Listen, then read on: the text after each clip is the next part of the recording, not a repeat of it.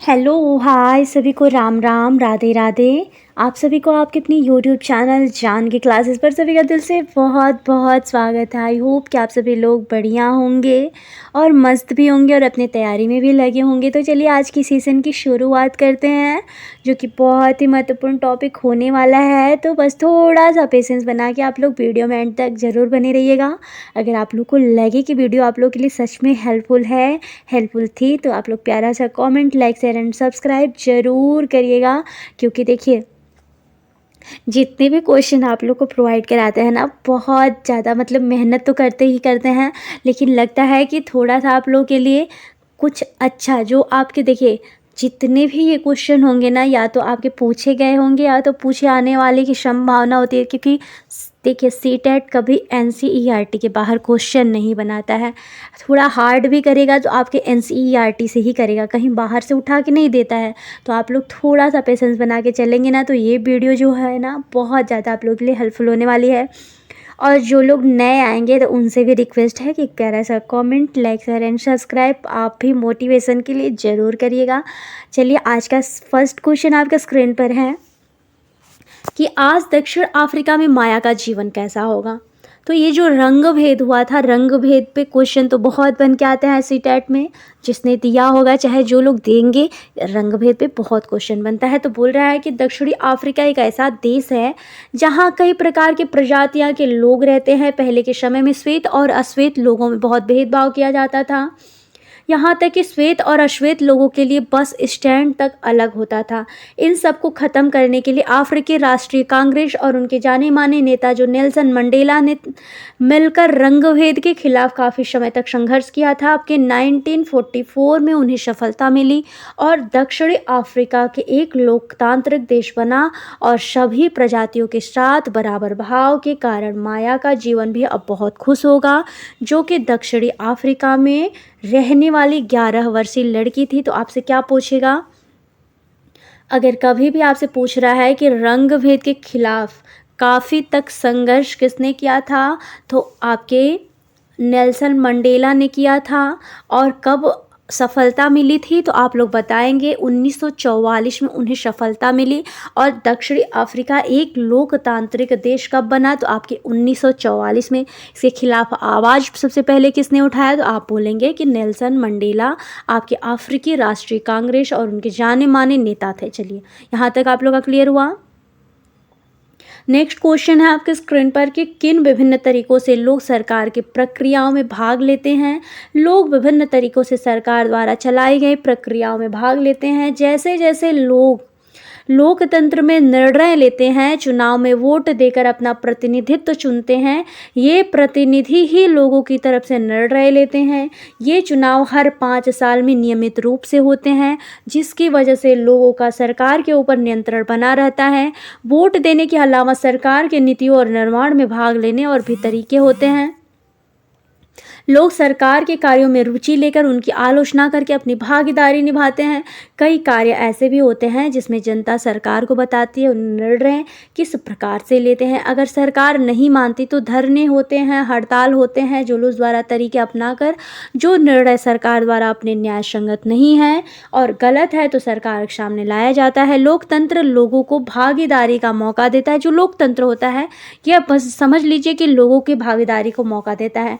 अगर देश के लोग सजग हैं, इस बारे में रुचि लेते हैं, तो देश को कैसे चलाया जाए, उस देश की सरकार को लोकतांत्रिक स्वरूप और भी अधिक मजबूत हो जाता है। अब नेक्स्ट देख लीजिए, एक और क्वेश्चन है कि विभिन्न विवादों और मुद्दों को सुलझाने के लिए सरकार की ज़रूरत क्यों होती है। तो कई बार ऐसा होता है कि जनता में कई विवाद और मुद्दों को सुलझाते समय हिंसा का प्रयोग किया जाता है। ऐसा इसलिए होता है कि समूह यह मान लेता है कि दूसरे समूह को विरोध करने से रोकने के लिए बल का प्रयोग करना उचित है। विवाद तब उभरता है जब विभिन्न संस्कृतियों, धर्मों, क्षेत्रों और आर्थिक पृष्ठभूमि वाले लोग एक दूसरे के साथ तालमेल नहीं बैठा पाते हैं। ऐसा तब भी होता है जब कई लोगों को लगता है कि उनके साथ भेदभाव किया जा रहा है। लोग अपने विवादों को ख़त्म करने के लिए हिंसात्मक तरीके अपनाते हैं। जिससे अन्य लोगों में डर और असुरक्षा भावना पैदा हो जाती है। इसीलिए सरकार की यह जिम्मेदारी होती है कि वो इन विवादों का समाधान करे। उदाहरण के लिए धार्मिक जुलूस किसी रास्ते पर निकले तो यह किसी विवाद के कारण बन जाते हैं। कई बार हिंसा बढ़ने का खतरा बना रहता है। कई बार लोग इसे रोकने के लिए एक दूसरे के ऊपर पत्थर फेंकने की भी कोशिश करते हैं। सरकार, खासकर पुलिस, ऐसे मौके पर महत्वपूर्ण भूमिका निभाती है। पुलिस की जिम्मेदारी यह सुनिश्चित करने की होती है कि आपस में टकराव की स्थिति पैदा ना हो, हिंसा ना भड़के। इसीलिए ऐसे ही कई विवाद हो जाते हैं जिन्हें सुलझाने के लिए आपकी सरकार की ज़रूरत होती है। नेक्स्ट है कि सभी लोगों के साथ समानता का व्यवहार हो। इसे सुनिश्चित करने के लिए सरकार को क्या कदम उठानी है। तो देखिए, आपसे आंसर दे रहा है कि तांत्रिक सरकार के मुख्य विचारों में से एक है उसका न्याय एवं सब में समानता के प्रति वचनबद्ध होना चाहिए। न्याय एवं समानता को एक दूसरे से अलग नहीं करना चाहिए। छुआछूत की प्रथा भी अब रोक लगा दी गई है। लंबे समय तक दलित लोगों को शिक्षा, स्वास्थ्य एवं यातायात की सुविधाओं से वंचित रखा गया था। पहले हालात यह थे कि उन्हें सार्वजनिक मंदिरों में जाने नहीं दिया जाता था। कई अन्य लोगों ने इस बात पर जोर दिया कि यह प्रथा अमानवीय है। न्याय तभी प्राप्त हो सकती है जब लोगों के समान व्यवहार हो। यह सब देखकर सरकार भी समानता और न्याय की ज़रूरत को पहचानती थी और उन समूह वाले लोगों के लिए विशेष प्रावधान करती थी जिन्हें अभी भी कई अधिकार प्राप्त नहीं हैं, जिनके साथ समान व्यवहार नहीं किया जा रहा है। सरकार ने कुछ ऐसे भी विशेष प्रावधान किए हैं जिससे लड़कियां अपने साथ होने वाले अन्याय से छुटकारा पा सकेंगी। उदाहरण के लिए सरकारी स्कूलों और कॉलेजों में लड़कियों की फीस कम और ख़त्म करने का प्रावधान भी किया गया है। नेक्स्ट है आपके स्क्रीन पर कि पाठ को एक बार और पढ़कर लोकतांत्रिक सरकार के मुख्य तत्वों की एक सूची बनाइए। उदाहरण के लिए सभी लोग बराबर हैं। देखिए, विविधता जो होती है, आपको आंसर दे रहा है कि लोकतांत्रिक सरकार के तत्वों में से ऐसे कई कार्य हैं जिसे सभी लोग बराबर समझे जाएं। जैसे लड़कियों को समान शिक्षा प्रदान की जाए, किसी भी व्यक्ति के साथ रंग, लिंग, जाति के आधार पर कोई भेदभाव ना हो, सभी लोगों को वोट देने का अधिकार हो, कोई भी वंचित ना रह सके, सभी को अपने धर्म और संस्कृति परंपराओं के आधार पर निर्णय लेने की अधिकार हो। ये है आपके लोकतांत्रिक जो है सरकार का मुख्य तत्व का सूची बना है जिसमें आपके सभी लोगों को बराबर माना गया है। चलिए, आपका नेक्स्ट है लेशन है ये पंचायती राज। तो उसमें क्वेश्चन दे रहा है कि हरदास गांव के लोग किन समस्याओं का सामना कर रहे थे, उन्हें अपनी समस्या सुलझाने के लिए क्या किया। हरदास गांव के लोग निम्नलिखित समस्याओं का सामना कर रहे थे। पानी की कमी की समस्या, हर साल गिरते भूजल स्तर के कारण से हैंड पंपों से थोड़ा बहुत ही पानी आता था। गाँव के लोग पेयजल के लिए शुरू नदी पर निर्भर हो गए थे जो वहाँ से 3 किमी दूर था। गरीबी, हरदास गांव में कुछ परिवार गरीबी रेखा से नीचे जीवन यापन कर रहे थे। सड़क का टूटा होना, हरदास गांव को शहर जाने वाली मुख्य सड़कें अड़ने वाला मार्ग टूटा फूटा था। हरदास गांव के लोगों द्वारा समस्याओं का निराकरण के उपाय जो हरदास गांव के ग्राम पंचायत के सदस्यों ने सर्वसम्मति से यह निर्णय लिया कि दोनों हैंडपंपों को गहरा कर लिया जाए जिससे पेयजल की वर्तमान समस्या को हल किया जा सके तथा इस समस्या को अस्थायी रूप से हल करने के लिए जल संवर्धन विकास कार्यक्रम का अध्ययन किया जाए जिससे छोटे छोटे चेक डैम बनाकर इस समस्या को हमेशा के लिए समाप्त किया जा सके।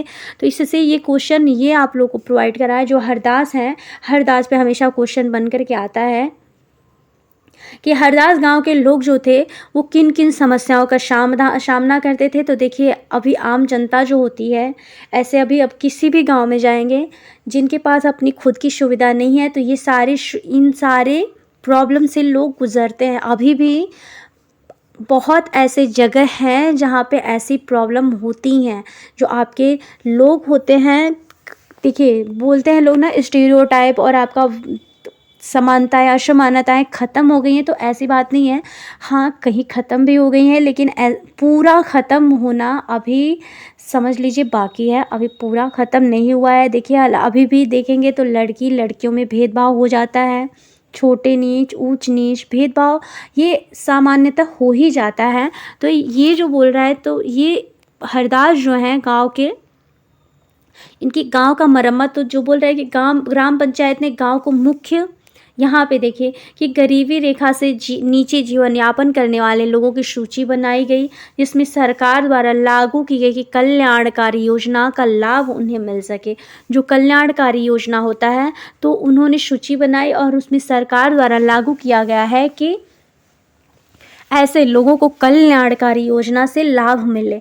फिर बोल रहे हैं कि ग्राम पंचायत ने गांव के मुख्य सड़क से जोड़ने वाले मार्ग की मरम्मत कराई और इस पर हुए खर्च का ब्यौरा ग्राम सभा के समक्ष प्रस्तुत किया। चलिए नेक्स्ट है आपके स्क्रीन पर कि आपके विचार में ग्राम सभा का क्या महत्व है। क्या आपको लगता है कि सभी लोगों को ग्राम सभा की बैठक में भाग लेना चाहिए, और लेना भी चाहिए तो क्यों, पूछ रहा है आप लोगों से। तो ग्राम सभा का महत्व है, ग्राम सभा एक पंचायत क्षेत्र में रहने वाले सभी वयस्क लोगों की सभा होती है।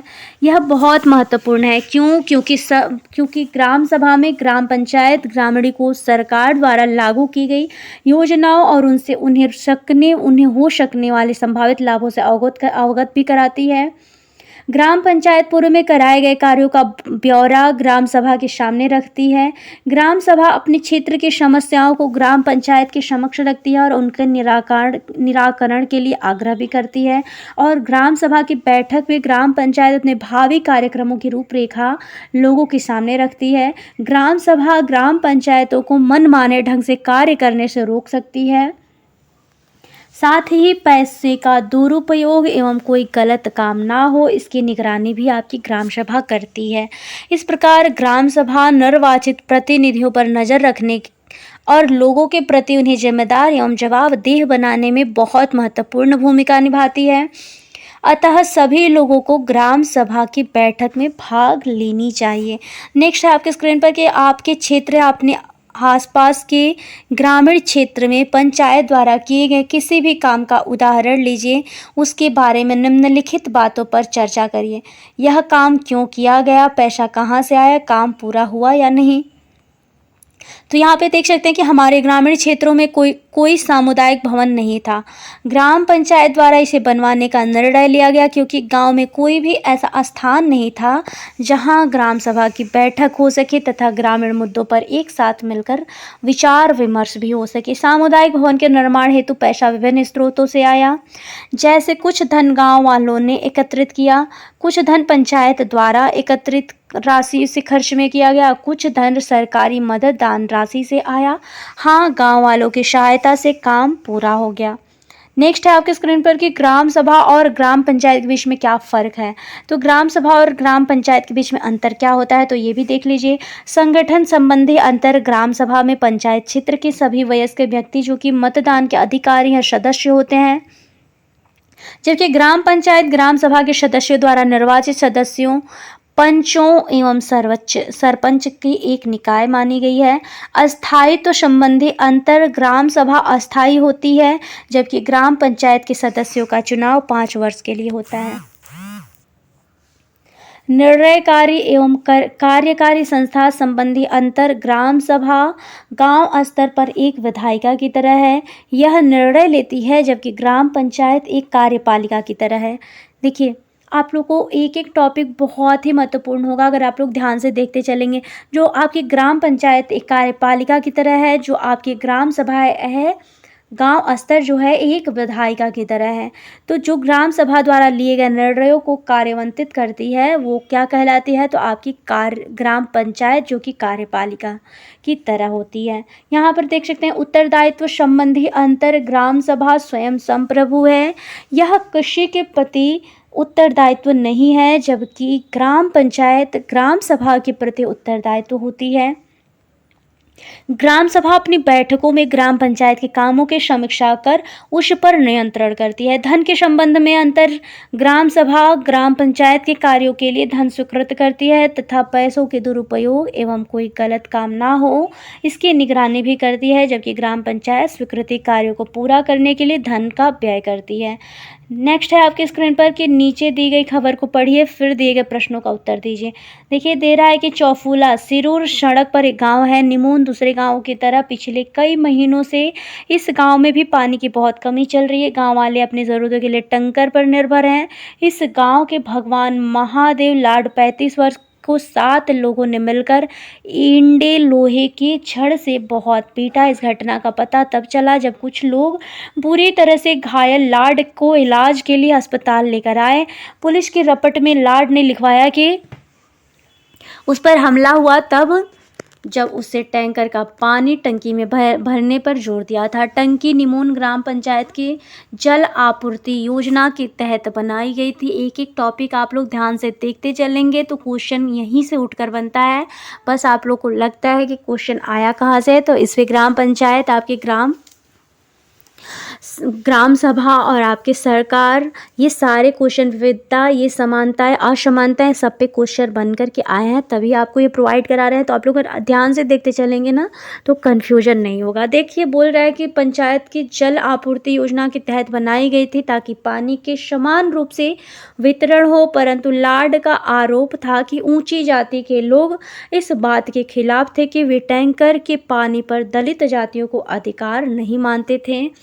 ये आपके भीमराव अंबेडकर के साथ भी हुआ था। तो भगवान लाड को पीटा क्यों गया था? क्या आपको लगता है कि यह भेदभाव का मामला है? क्यों? तो भगवान महादेव लाड को कुछ लोगों ने इसलिए पीटा कि वह दलित जाति के होने के बावजूद भी पानी के समान वितरण के लिए बनाई गई टैंकी में टैंकर के पानी को भरने पर जोर दे रहा था। हाँ, यह भेदभाव का मामला है। क्या है? तो ये आपके स्टीरियोटाइप, जो आपकी रूढ़िबद्धता होती है, आपका भेदभाव होता है, उसका उदाहरण दे रहा है कि हाँ, यह भेदभाव का मामला है क्योंकि ऊंची जाति के लोग टैंकर के पानी पर दलित जातियों का अधिकार नहीं मानते थे, इसीलिए समान वितरण के लिए बनी टंकी में टैंकर के पानी को डालने का विरोध कर रहे थे। और आपके इस पर क्वेश्चन बहुत बन कर के आता है, इसलिए आप लोग को समझा रहा है।